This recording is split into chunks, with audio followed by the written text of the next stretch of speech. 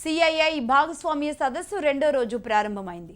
మొదటి రోజు విజయవంతం కావడంతో రెండో రోజు ప్రభుత్వ అధికారులు, పలు కంపెనీల ప్రతినిధులు ఉత్సాహంగా సమావేశాల్లో పాల్గొన్నారు. ముఖ్యమంత్రి చంద్రబాబు వరుస సమావేశాలతో బిజీ అయిపోయారు.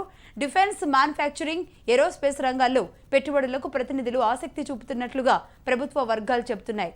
దీనికి సంబంధించిన మరిన్ని వివరాలు మా ప్రతినిధి అనురాధ అందిస్తారు. విశాఖపట్నం వేదికగా నిర్వహిస్తున్న భాగస్వామ్య సదస్సులో ఈ రోజు రెండో రోజు కూడా అనేకమైన కంపెనీలు ఒప్పందాలు కుదుర్చుకున్నాయి. మరి తొలి రోజు భాగస్వామ్య సదస్సులో 4,25,000 కోట్ల రూపాయల పెట్టుబడుల్ని ఆకర్షించినట్లుగా తెలుస్తుంది. మొత్తం 128 కంపెనీలు ఎంఓయూలు చేసుకున్నారు.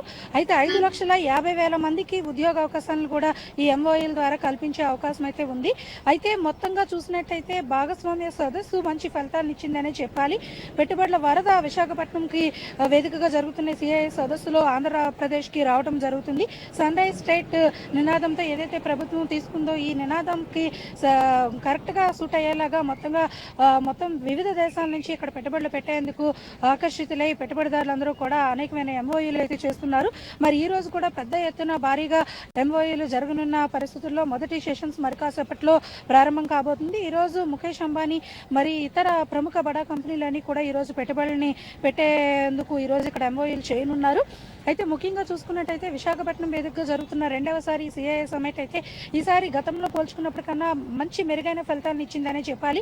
ముఖ్యంగా ఐటీ రంగానికి చాలా ప్రాధాన్యత కల్పిస్తున్నట్లుగా తెలుస్తుంది. ఐటీ కంపెనీలకు చెందినటువంటి సంస్థలు మొత్తం 68 సంస్థలు నిన్న ఎంఓయూలు చేసుకోవడం జరిగింది. ఇక్కడ మరోవైపు చూసినట్టయితే ఫుడ్ ప్రాసెసింగ్ యూనిట్స్ కూడా ఈసారి ఎక్కువ పెట్టుబడులు పెట్టేందుకు మన ఆంధ్రప్రదేశ్లో ఆసక్తిని చూపిస్తున్నారు.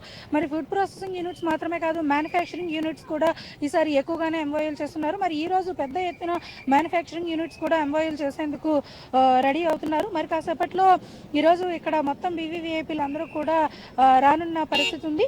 మరి చంద్రబాబు నాయుడు గారితో పాటు కేంద్ర మంత్రులు అలాగే మిగతా బీవీవీఐపీలు అందరూ కూడా ఇప్పటికే వేదిక దగ్గరికి చేరుకోవడం జరిగింది. మనం చూసుకున్నట్టయితే ఇప్పటికే మొదటి సెషన్స్కి అంతా కూడా రెడీ అవుతున్నారు. మరి కాసేపట్లో మొదటి సెషన్స్ ప్రారంభం కానున్నాయి. మరి ఇందులో కూడా భారీ స్థాయిలో పెట్టుబడులు పెట్టేందుకు పారిశ్రామికవేత్తలు అయితే ఇప్పటికే విశాఖపట్నం చేరుకున్నారు.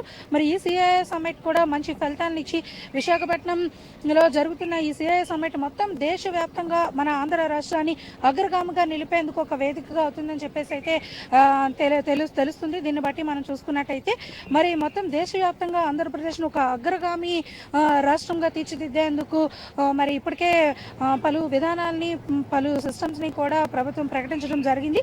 మరి ఈ సిఐఐ సమ్మిట్లో ఈ రోజు రెండవ రోజు జరుపునున్న ఈ ఎంఓఐస్ కానీ లేకపోతే భాగస్వామ్య సదస్సులో చర్చలు కానీ మరింత పారిశ్రామిక ప్రగతికి పునాది వేస్తాయని చెప్పేసి అందరూ కూడా ఆకాంక్షిస్తున్నారు.